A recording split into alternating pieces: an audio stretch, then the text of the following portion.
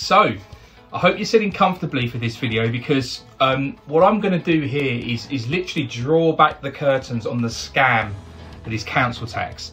And yeah, it is absolutely a provable scam. And when you finish watching this video, guys, you're going to know this truth, and you will know the sheer criminality of what they are doing.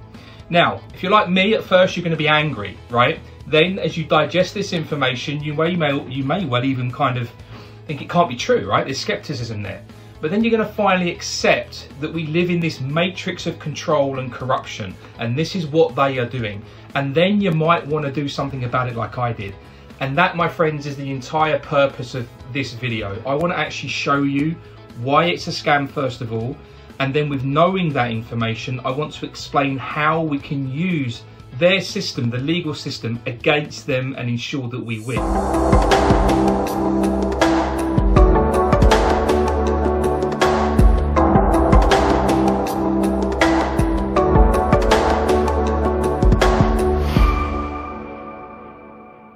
Before I get into any of that stuff, I want to be clear on something. I do not blame any council employee. In fact, in my experience, most of them are actually really nice, although they are pretty much clueless to the offence that they're committing. And do you know what, guys? That isn't actually an excuse for me, especially these days, because most councils now have had to deal with a lot of different people trying not to pay their council tax as they start to learn this truth. And a lot of them are trying the common law stuff. I actually did a little bit of that, and a lot of them get royally shafted. But my point is this: if you're in the council, how can you not be questioning what's going on? Why are these people doing this, right? And for me, it just seems that they don't question that, and they just carry on destroying lives. You know, and today, when it's getting harder and harder for most people to do this is what kind of really rubs my skin. It's all by design. Anyway, as far as I'm concerned, these employees made the choice to continue doing what they do. And for me, that just means that they deserve what's coming, and they need to be held to account in a court of law. And that's exactly what I want to be doing. So, this is why council tax is so easy to deal with, because they are actually that clueless. And they don't really understand how the legal system works. And so, like a lot of people stuck in this matrix, they tend to only repeat and do the same things that have been repeated and done to them previously. And so this kind of cycle continues for humanity at large, right? We only got to look at what's going on out there. So what I'm going to share here, guys, has got nothing to do with all that common law, freedom on the land stuff. This really has no place in the legal system, and this is why people get burnt. It's absolutely pointless trying to win that way, because it just can't be heard in a court of law. It's their system. It's like putting diesel into a petrol car. It just doesn't work, right? So you can learn that the hard way, or you can follow what I'm going to share here and actually get a win using their legislation and the literal truth against them. Okay, let's get into it. Okay, so first I want to quickly talk about legislation and how the lower courts in our system work from a civil and criminal level. And I know you might know this already, guys, but legislation is not law, okay? Parliament pass legislation, acts and statutes. They don't pass any laws. And this is because we live in a legal system of commerce, which in simple terms is contract law, right? So contract law is very well established now.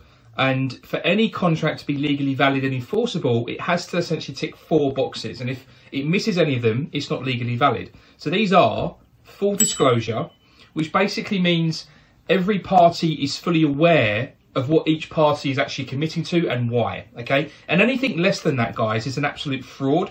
The contract was not agreed, or the contract was agreed under false pretenses. Number 2 is equal consideration. Now, this is where, you know, the consideration of an item of equal value has to take place. It might be cash or it might be a thing, but it's got to be equal value. The bottom line here is both parties consider the exchange of equal value. Number 3 is lawful terms and conditions. No shenanigans, basically, in the proposed agreement. Simple. Number 4 is mutual consent, and this is the biggest one. In having full disclosure, equal consideration and lawful terms and conditions, both parties for that contract consent to the terms of the contract. That's a legally binding contract, and it's really simple, right? So that being a well-established law, contract law, let me ask a quick question before we go on, because I'm hoping now just from that alone the penny's going to start to drop. Did your council do any of the above? Was there any equal consideration? Was there full disclosure? Did you even sign a contract, right? Now, I know you didn't because none of us do, right? But that's the point I wanted to put on here. And that's because legislation, although given the force of law by the consent of the governed, which is us, always works on the basis of assumed consent. We're not signing anything. Did we consent is the question. I want to make a quick side note here. If you really do want to dig into this stuff, right, at a deep level, it's a far, far bigger rabbit hole than I'm sharing on this video. There's a link in the description to another video called The Straw Man. Watch it, guys, okay? It's all true, and therein lies your freedom. Right, let's get back to the council tax stuff. Now, we know the 4 boxes that we now need to tick for a contract to be legally valid. Let's get into the courts and understand basically how it all works. Because the truth here is, right, the council doesn't use the legal system. They pretend they do, but they really use fear and intimidation to get you guys to pay, not the courts. And therein lies the scam and the sheer illegality of what these people are doing. About the courts, okay? Now, I know this is boring, right? But if you really want to know and be free and awake to the sheer corruption that's going on here, guys, it's really important to understand this stuff because it gives you that foundational layer of knowledge you're going to need to deal with it.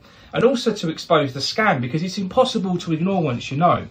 So let's get into it. So matters concerning debt are generally the civil, and not criminal. Criminals handled in a different court, civil in the county court. This is where CCJs and bankruptcies, as an example, are dealt with. Now, little side note, a good friend of mine, his mother, who was a retired NHS nurse, was bankrupted and had her house repossessed over an alleged 3k-ish debt, council tax debt. She was going through mental illness at the time, had no idea what was really going on, okay? And my friend was only aware when they were in the process of repossessing her home. If not for him, to be frank, his mum would literally have been put on the streets. This is what they do. It's evil and it's disgusting, and this is why I've got no sympathy for them. Fortunately, my friend knows the truth, and he's dealing with the matter, right? And this is kind of how we've got to know what we know through going through this. He's got them banged to rights, and he's going to go all the way, and he will absolutely win. These are just liars and crooks, lazy, incompetent people in general, especially in his matter, okay? I'm not saying everybody, but in his matter. And it happens way more than you would think, okay? And this is why we've got to stop paying this damn tax, because we do not have to. And that's what I want to share in all of this video, okay? They don't even follow their own council tax rules, which are in this book. That's how bad they are, okay? Now, offences of a criminal nature are dealt with in the magistrates' courts. So we've got a civil jurisdiction and we've got a criminal jurisdiction. They're two very different. Council tax, therefore, you would think would be dealt with in the civil courts, being debt. No.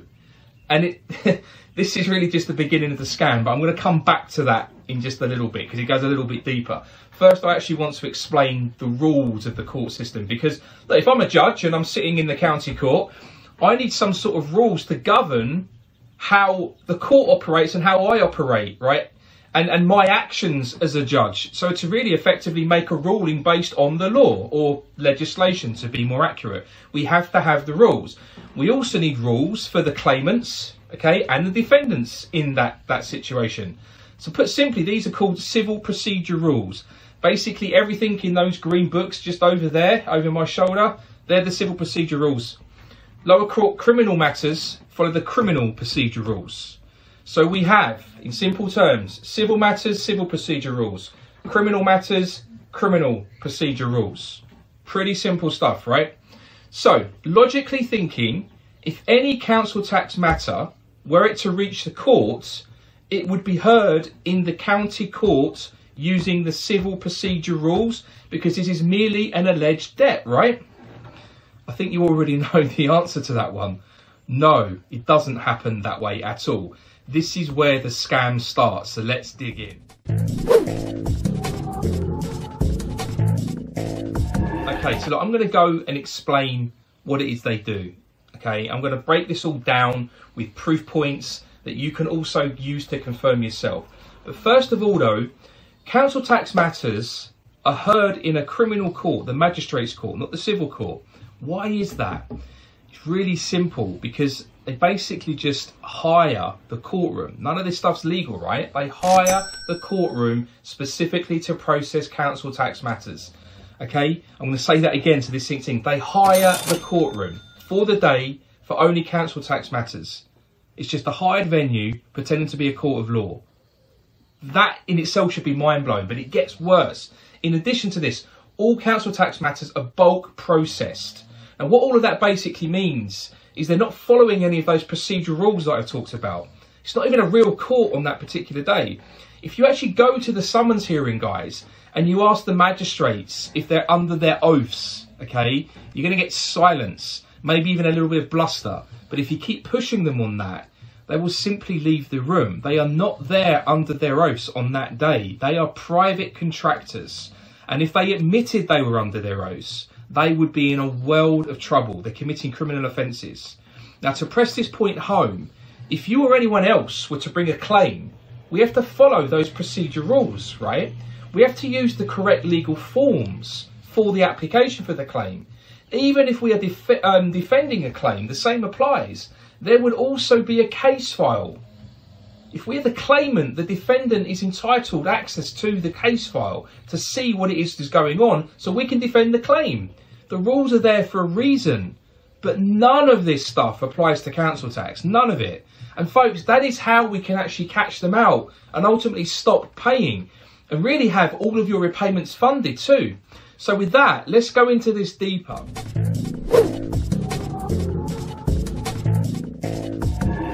Now, what gives the council the power to go and bankrupt the unaware and even repossess their homes? It's the so-called liability order that we get.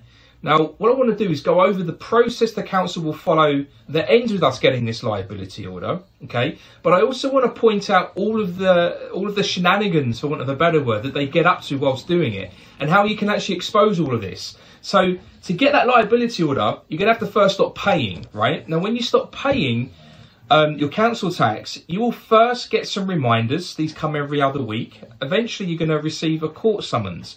It's this official looking piece of paper that, for the unaware, is a pretty scary and intimidating thing, because who on earth wants to go to court, right, for fun? Especially when it's a magistrate's court, right? What happens at this point is most will just pay under the threat of a court hearing, a magistrate's court hearing. For those that don't, they're going to get this fake liability order, which is issued at a fake summons hearing, okay, in a fake court, hired for the day, that should be a civil matter, right? And that fake liability order is used to get that alleged debt paid using debt collection agents to intimidate with their various bully boy tactics. But before we get into the fake liability order though, I want to take a closer look at the summons, because if the liability order is fake, what about the summons?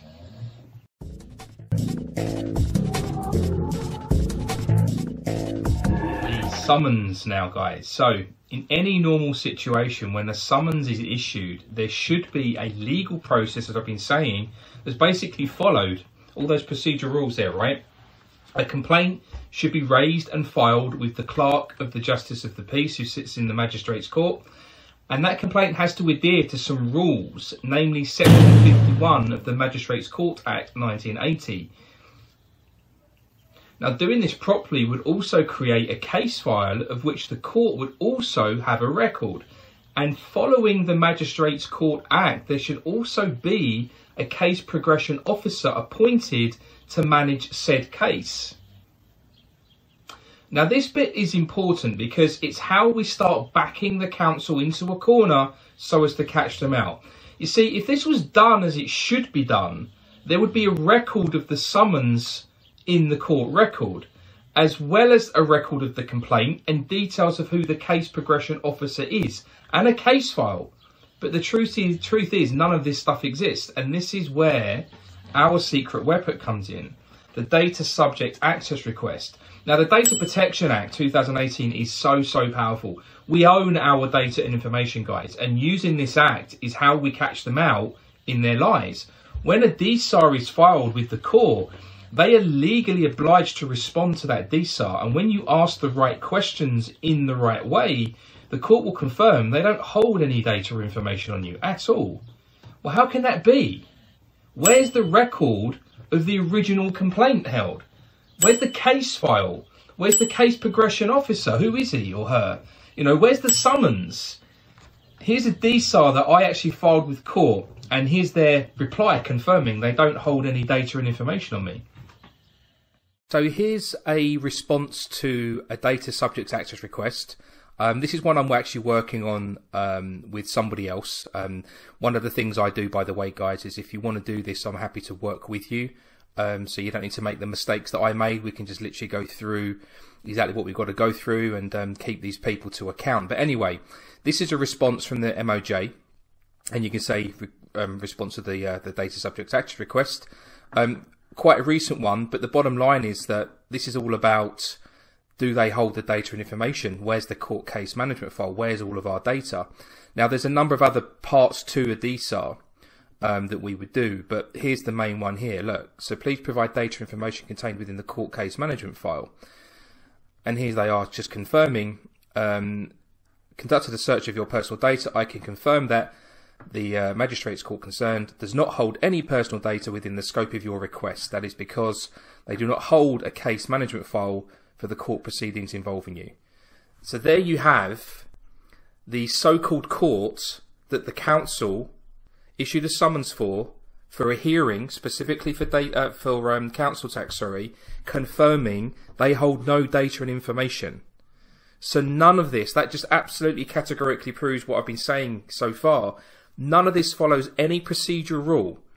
It's an entire scam. They hire the courtroom for the day, right? So there's your proof, and it gets worse. So let's carry on with this. So if they hold no data on me or you, which will be exactly the same case if you do this stuff, right? The question now is, well, who issued the summons if not the court? Isn't the court meant to do that? You guessed it. It's the council that issued the summons. And that, my friends, is an offence, which I'm going to cover a little bit later on. And what's crazy is they may even admit to this. The court will definitely confirm it, but the council may admit to it. This is how ignorant they really are of what's going on. In my case, I did have them admit to it. And also they confirmed to me that the court gave them authorization to issue or print that summons. So in my case, to prove that that wasn't true, and keep in mind this, guys, whomever makes the claim has the burden of proof. I submitted a freedom of information request to the council, and I asked for confirmation of the legislation or the court rules that supported their claim. You can guess there aren't any, right? I also sent an FOI request to the MOJ to confirm the same thing. And you can see how easy it is to catch them in these lies, right? They are making a claim that you owe them a debt. Well, prove it then. So all of this stuff that we are doing becomes evidence for later on. This is why I'm sharing all of this. Okay, let's check out one of my own summonses. I'm going to show you a summons, and I'm going to walk you through why this thing is just illegal. It's just a piece of paper with a bunch of stuff written on it. It's got no weight, no force in law, if you know what's going on. All right, let's go through that. Okay, guys, so this is, you're looking at a alleged summons from the council tax issued, apparently issued by the court, but we know because I've shown you the DSAR, it isn't issued by the court. It's all done by the council. Nothing to do with the court at all. But let's just talk this through some basics as to why this is not a legitimate summons. First of all, everything from the court is done on correct form. And that correct form is something you can go onto the gov.uk, and these forms are all there for download. Like, you cannot process anything in the legal system without it being on proper court form. Now, first of all, before we really dig into this, that's just a piece of paper with some writing on it, right? First of all, the only way we know that this is anything to do with a summons is it's just got summons written on it as a title, right?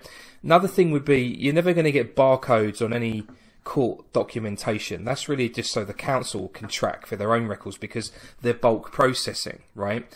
Any court documentation has got to have some sort of official seal, because otherwise anybody could be running around with bits of paper saying, I've got a warrant, I've got this, I've got that, right? And that's another story, because that does actually happen. But the bottom line is that there's no court seal here. There's nothing going on at all. There's no indication that this has actually come from any court at all, right? So there's the first thing to look out for. Now, another obvious one is this. You know, apparently a complaint has been made, the undersigned clerk to the Justice of the Peace. Now, this individual is a public servant, okay? We should know who they are. Well, where are they on here? They should have signed it. They haven't signed anything. And the reason they haven't signed it is because this is a sham. It's a scam summons. They would never put their name to something like that because they'd end up in jail. Right? That is why there is no name. So that in itself means that this is not legitimate. Right? If this got into the High Court, which you can do, and I'm actually doing one right now where I'm going to go all the way. This is bad, guys. This is an offence.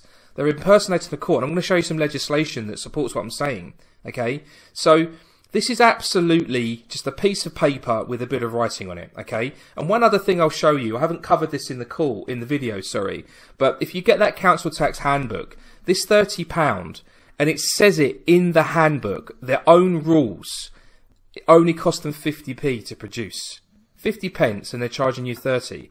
They're just scam artists. That is all they are. Alright? So, there's a typical summons. It's completely fake. I've already showed you previous to this that the courts literally don't hold any information on any of this stuff at all. So, if the courts hold nothing and this is meant to be heard in a court of law, well, who then is doing all of this stuff? And we already know the answer to that. So, with that said, let's move on.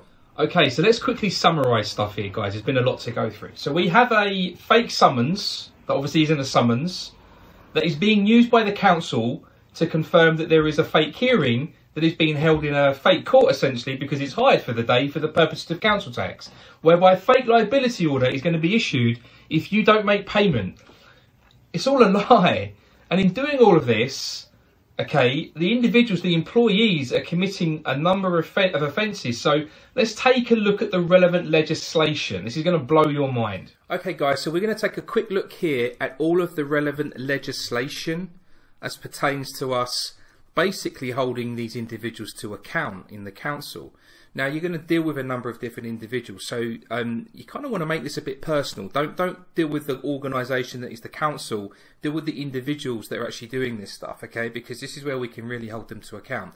So you can see here on government websites, this is all relevant legislation, and you're going to see very quickly how or what it is they're doing, okay? That is wrong and is actually an offence.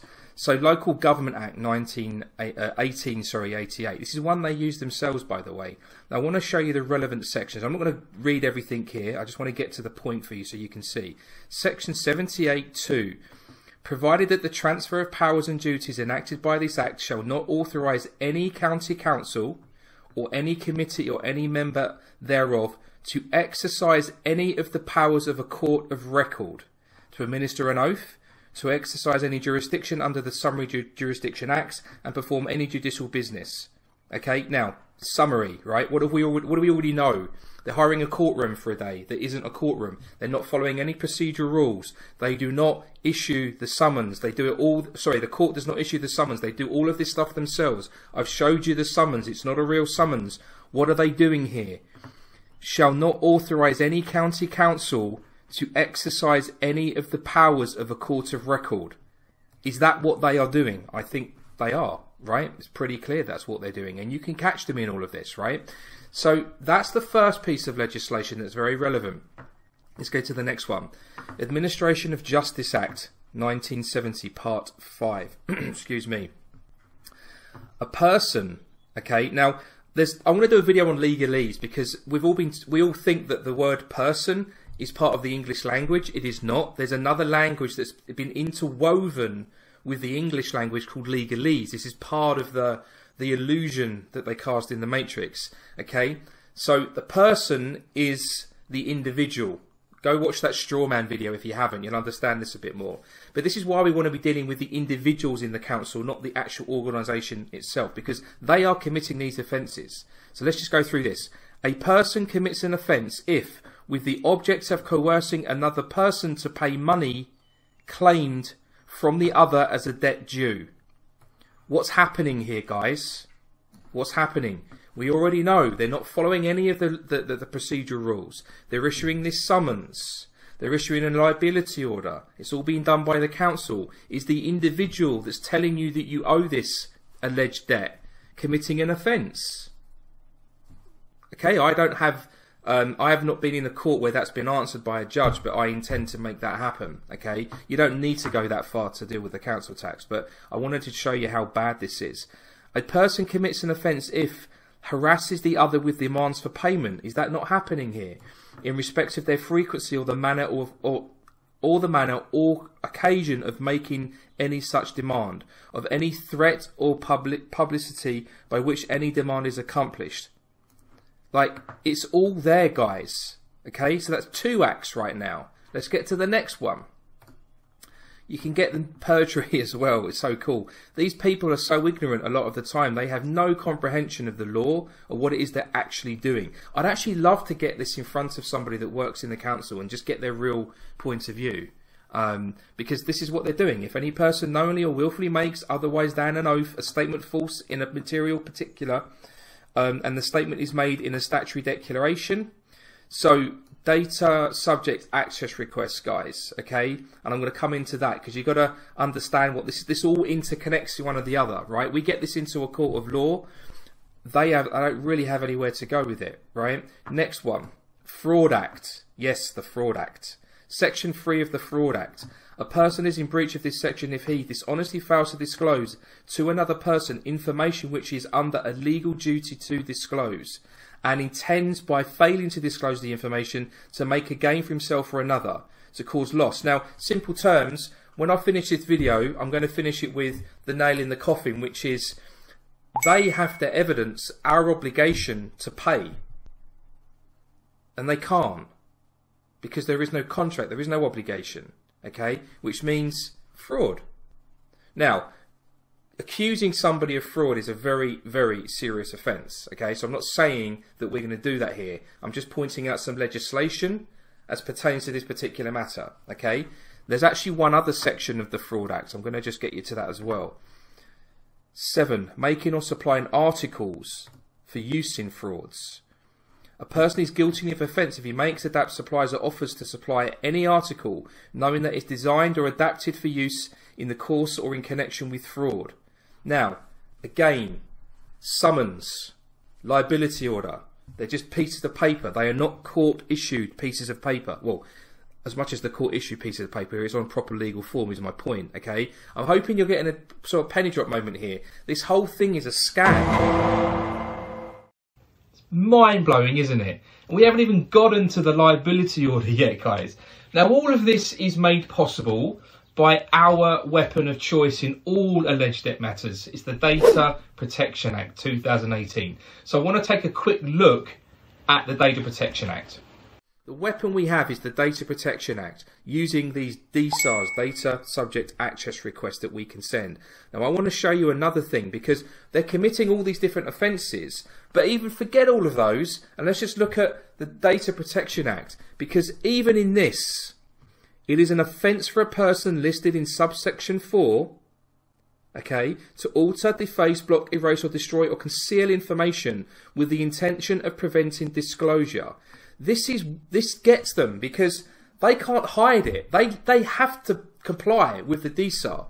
So they generally will just come back with a bunch of rubbish that means nothing because they can't conceal the information, or they just have to admit we don't have the information, much like the one with the MOJ in the DSAR there. Now, obviously, the MOJ is not going to lie, right? Well, that's another thing, but the MOJ is not going to lie. That's why they just come back and say, we don't have that data and information.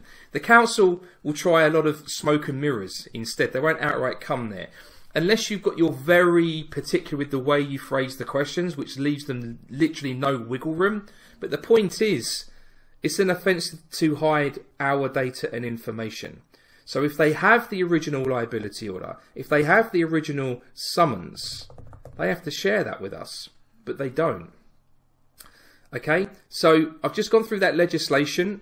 They kind of bang to rights in a number of different ways, but the trick then is how you use it. So all the way through the process of dealing with the council tax, the Data Protection Act is the main weapon that we wield. And we then kind of throw these other bits of legislation, Local Government Acts, Administration of Justice, perjury, fraud. You can put them in if you want to do what they do to us and intimidate them, because none of these individuals that are employees in the council that are used to bullying people like it when it's reversed. Okay, and I'm not saying we're bullying, we're just pointing out matters of fact in law, and I can guarantee you this gets them to think twice about what it is they're doing. Okay, so that's the legislation. Let's move on. Do you see why it's all so powerful? To summarise, there is nothing legal about the issuance of the summons or the actual summons itself. Nothing about this follows any law at all, but it doesn't stop them doing what they do. So to really get the win here and really hold these people to account, we want that liability order, because what they do here is even worse.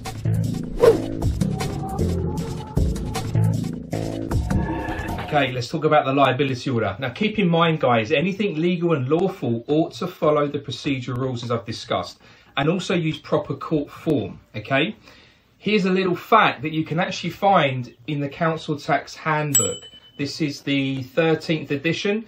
You can buy this on Amazon, and it's basically meant to be the rules that the council follow. My own experience with this is that they definitely don't follow the rules, and they often don't even know what's in this book. They don't even know what they're doing, and they're used to literally ruining lives with this stuff. You know, my friend's mother, who I said had her home repossessed, well, they followed none of the rules in this book at all. The fact that she was dealing with mental health issues meant that they shouldn't even have issued the summons, let alone repossessed their home. Okay, that's why he's going to win. Anyway, crazy part, their own book, right, confirms the legal form used for the issuance of a council tax liability order was discontinued in 2003. Now I'm going to quote from the book. It's all in the book. It's crazy. Okay, so you can see here, this is directly from the Council Tax Handbook. This handbook you can buy on Amazon, and it goes through all of the rules and procedures that the council should be following with regards to council tax, but they don't. But here's the key piece, right? And I won't quote every. Form A, which is what it used to be called, originally provided to draw up liability orders, was removed from law 1st of October 2003, and no form has been substituted in its place. So that's an absolute irrefutable fact that's even in their own damn handbook, and yet they still do what they're doing. How are these liability orders real, legitimate? They literally are not, which is why the court doesn't hold any copy, because they can't. Right? So hopefully, guys, you're getting this now. The liability orders are not real. The form does not exist. Period. So we have no legal form from which the court can even issue a valid liability order, guys. But given we already know the court doesn't issue the summons, could it be that they don't issue the liability order too? Well, yes, we know the answer, right? So using our secret weapon, the DSAR, we can actually confirm the court don't hold it. And so what do we do now? Well, we DSAR the council too, and we ask them for our data and information contained within the original liability order. And what happens here, do you think? Well, if they don't produce it, we win. There's no liability order, that the court's already proven it. And if they do produce it, we win. It's a provably fake liability order, and the council are going to be in some pretty big trouble here. And don't forget all the legislation that I've already showed you, right? So to summarise what we've got so far, we have a fake court with a fake court hearing. They've hired it for the day. We have the council literally committing an offence by issuing or printing the summons and the liability order themselves. And the court in question holds none of our data, none of the original documentation on proper court form. No summons, no liability order exist. So we can prove the council don't have a valid claim. And worse, they're even committing offences here. But there's actually one more point to cover. This is the actual final nail in the coffin, right? The council will happily tell you that they get their power to enforce council tax from the Regulation 34 of the Council Tax Administration and Enforcement Regulations Act 1992. Remember what I said earlier though about legislation, right? It's a contract essentially, and in simple terms it requires our consent. But also remember too that whoever makes the claim has the burden of proof. There's a section of that act that they use, section 34(6), that requires the council to satisfy the court of the following two presumptions. Okay, so section 34(6) of the Council Tax Regulations 1992, right? Let's look at that specifically. Section 6. The court shall make the order if it is satisfied that the sum has become payable by the defendant and has not been paid. Now remember, there's procedural rules that should be followed, that the council are meant to basically follow these rules, present the complaint in the right way and show all of the evidence that proves, okay, that we should be paying it. Now what it basically means is that the council need to satisfy the court of the following two presumptions. The sum has become payable, okay, by the defendant, me, you, whoever, and that any obligation has not been paid. And the key word is obligation. Remember, these are all legislations. These are acts, statutes, legislation. They are contracts. They require consent. Where's the obligation? There is none. So if the council have not evidenced it, how have they followed due process to show that we are obligated to pay the council tax? Just see how this whole thing, it falls apart when you just keep picking away at it. It's an absolute sham. So let's move on. So first of all, do we believe the council has even attempted to satisfy the court of anything? Well, we already know the answer to that. No. We've already proven that without DSARs, okay, they have nothing. But the key word here is obligation. Has the council at any time proven that you, me or anyone else is obliged to pay council tax? No, they haven't. So how can they claim that you're liable then? If any other corporation, okay, and they are a corporation, the council, if any other corporation said that you owed them a debt and they didn't provide any evidence to back up that claim, you'd basically tell them where to go. Why is this any different? This is exactly what the council were doing to everybody. And millions pay it. And millions now can't even afford it. But yet they carry on. They've even put it up, right? And in doing so, they're forcing so many people into financial difficulties. People that don't know any better. It makes me sick, guys. It makes me sick. But we are not without power. We have the DSAR. When we know the game, we can use the Data Protection Act and the Freedom of Information Act, and we can literally catch them in their lies. And when they don't comply with that DSAR, which they won't because they can't, we issue a letter before claim, and then the claim itself. And folks, it may not even get to the point of claim because the penny may well already drop at this point.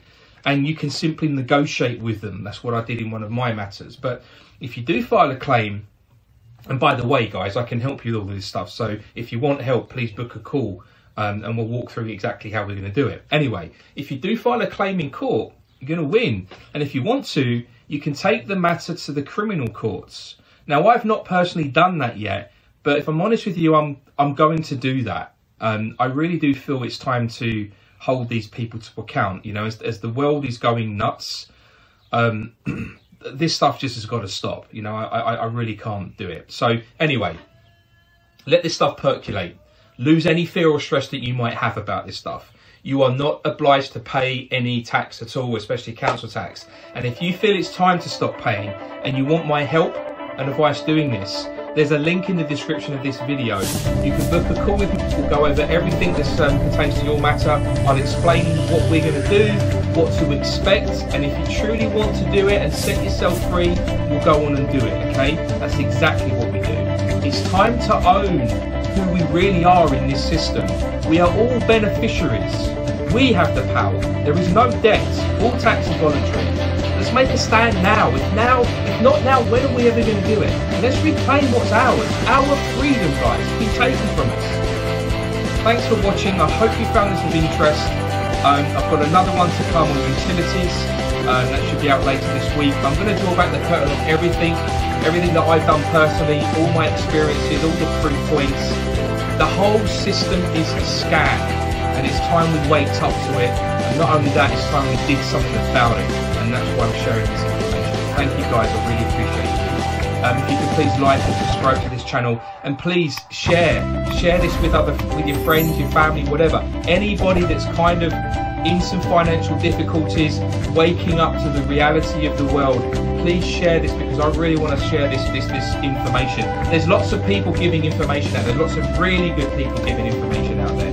And I'm not saying I'm really good or anything like that, but I just know what I know it works, I know it's true, and I want to share it with you guys.